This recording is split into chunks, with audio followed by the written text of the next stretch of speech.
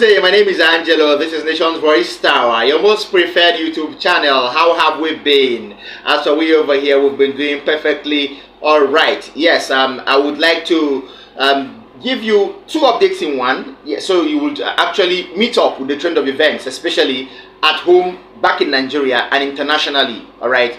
First of all, I will be giving you updates on the DSS. But before I go to that particular update, I want to give you a brief on how the case in US, in the United States, is faring. When I say the case, I mean the lawsuit against Bola Ahmed Tinubu, requesting for the court to release or to, to advocate or to actually authenticate the quick release of his documents, his criminal records with the FBI, the DEA, and the CIA, and other federal agencies.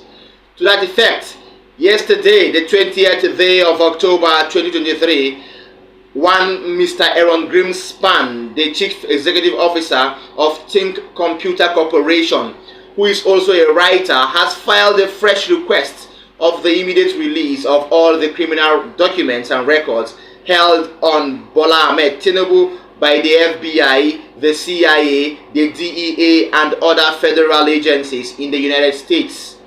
Since the Supreme Court in Nigeria is being rushed for the hearing of the petition to begin, Aaron Greenspan has filed a motion in the ongoing FOIA lawsuit requesting government agencies to commence the release of approved information immediately, so it could be tendered back in Nigeria during the Supreme Court hearing. The first document on your screen is an evidence showing the court order filed by the plaintiff, who is Mr. Greenspan Aaron. He has actually asked the court to authenticate the immediate release of those criminal records.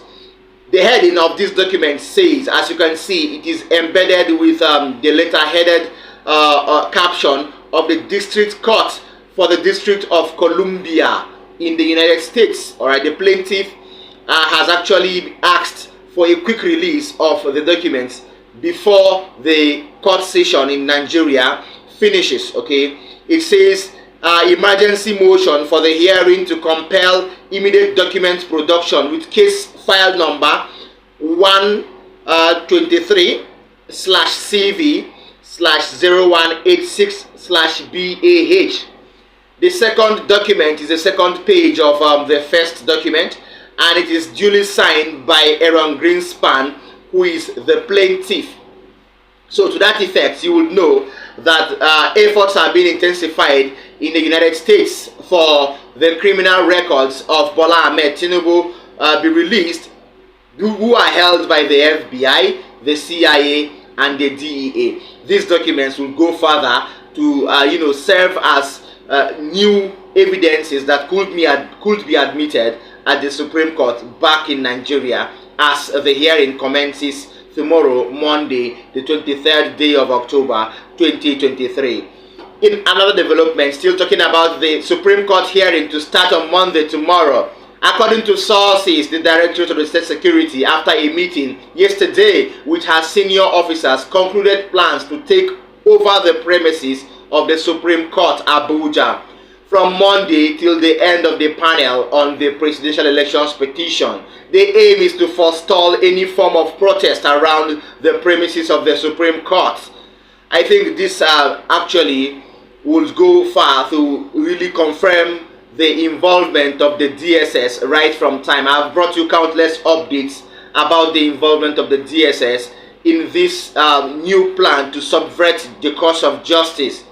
We wouldn't back down from bringing you updates about these people and their plans, but I bet you what, this time around, I think Nigerians are ready for them. Let us keep our fingers crossed to see what goes on at the Supreme Court tomorrow, the 23rd day of October 2023. Not just in Nigeria, but over in US, you would also be updated with recent occurrences, especially with the new lawsuit filed by Aaron Greenspan for the criminal records of Bola Ahmed Tinubu to be made public with immediate alacrity and effect.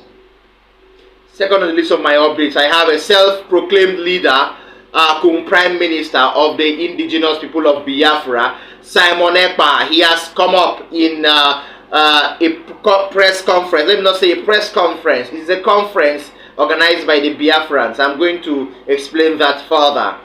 This man, Simon Ekpa, has issued threats to the federal government. He did this during a Biafra self-referendum convention in Helsinki, far away, Finland. He said lots of things. Of course, you know Simon Ekpa, and I would allow you to watch that video so you would have first-hand information of what he said during this self-organized self-referendum convention, far away, Finland. Stay tuned.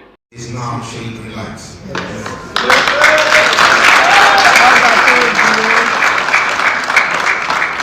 Let me tell you, we have just started. We will burn Nigeria down.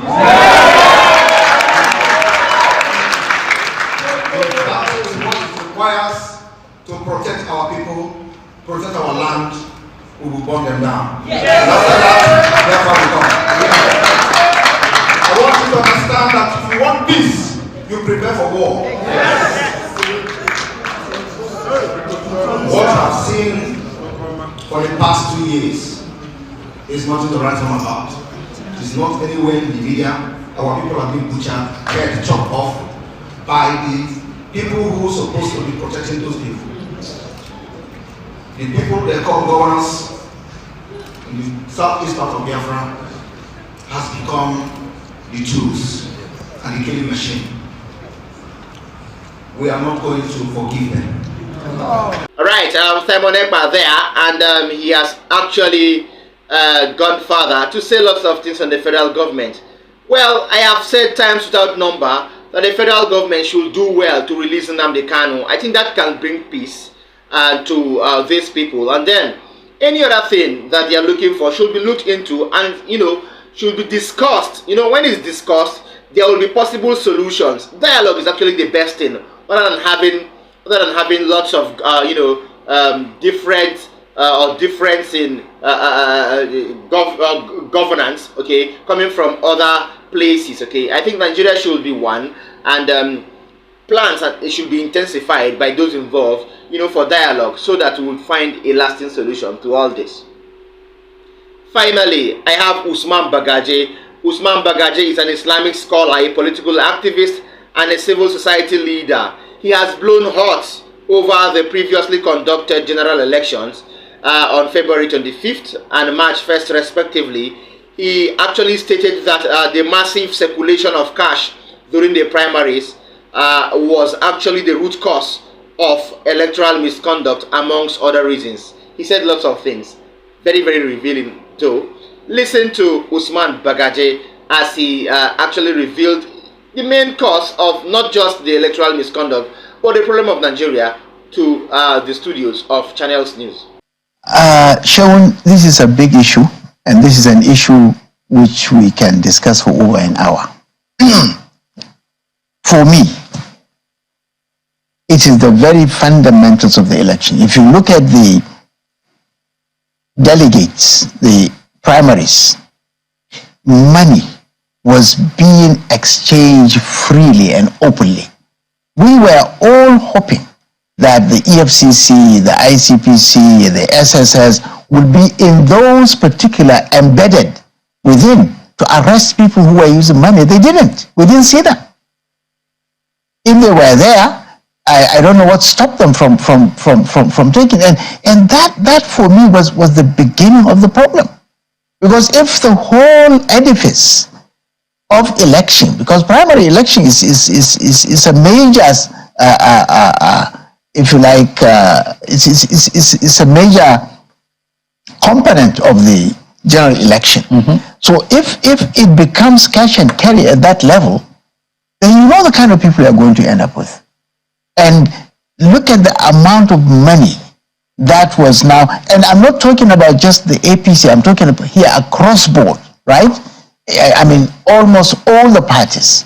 There must be one or two where things are maybe, but for the majority of the parties that I know, and I participated, and I know that money was used. Now, for me, honestly, that is something that is so fundamentally wrong with our elections, and which will continue to haunt our political system if we do not address it. And I know people find this uncomfortable and they don't even want to discuss it, but that's the beginning of the problem. And if we cannot go back to those roots and address them, now we come to the general election itself.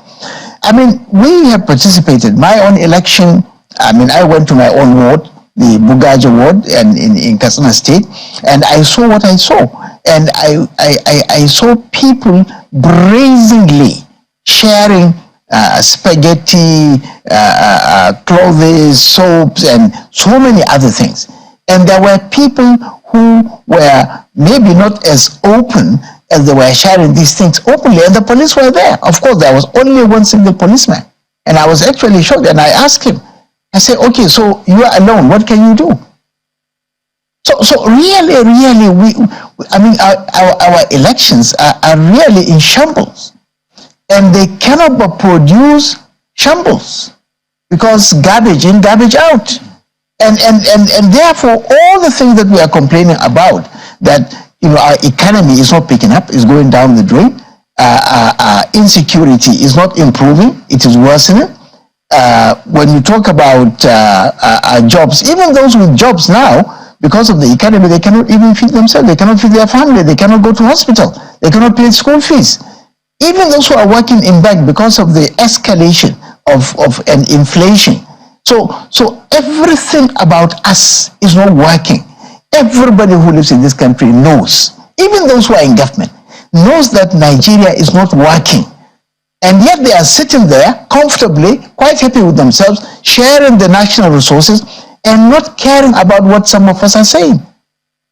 I'm sure somebody is watching and dismissing as maybe, oh, look at these people saying this kind of thing. But these are the issues that politicians or the whole country should be addressing. If we don't fix this, it's the country that's going to crumble, Sean. It's not going to stay. There is no sustainability in the mess that we are in now. All right, I hope you enjoyed our updates. I would like to give a brief explanation on that. When it's times of primaries in political parties, there is massive inflow of cash. According to Usman Bugaje, he is actually of the opinion, he's really of the opinion that the EFCC and the ICPC should be stationed just the way they were stationed during the elections. Yes, they should have been stationed during the primaries so as to stop a massive inflow of cash. Do you understand? That is one of the best reasons to curb all this. But they were not placed during the primaries, rather they were brought during the elections. How then can they do that? When the head has already been cut off, then you are now shedding tears, okay? I think I agree solely with Usman Bugaje on his own perspective or on his own point of view there. Thank you so much for staying with us. I would urge you, please like our videos, share them. Don't forget to drop a comment for us in the comment section. If you're watching me for the first time, please tap the subscribe button as well as the notification bell so that when I drop a new update, you will be among the first people to know. Wouldn't you like that? See you next time. Bye.